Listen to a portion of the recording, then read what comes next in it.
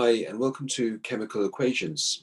So chemical equations show the reactants, the substances that you start with, and the products, the new substances made in a reaction. So you can represent the test for hydrogen gas, for example, by using this particular equation. So here we go. So here we have hydrogen plus oxygen. So these are the two reactants, the substances that are mixing together, and these are called reactants. Then we end up with water, and water is what we call the final product. So water is made from hydrogen and oxygen combined.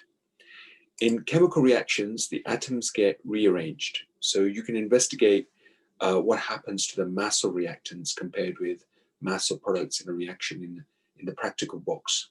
So, and this box is here. So using symbol equations helps you to see how much of each substance is involved in a reaction. So for example, calcium carbonate decomposes, in other words, it breaks down on heating. You can show the reaction using a symbol equation like this. So calcium, carbonate, and this equals to the following particular reaction. And this is how we actually work out the symbols together. The equation is balanced.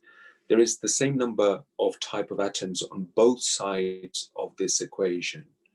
This is very important because atoms cannot be created or destroyed in a chemical reaction.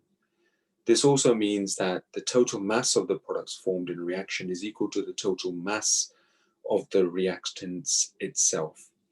So if you need some extra help in terms of how to actually break down chemical equations and what they mean and what they stand for, then carry on with the rest of this particular task, and we'll show you how to do these in our next lesson in much more detail.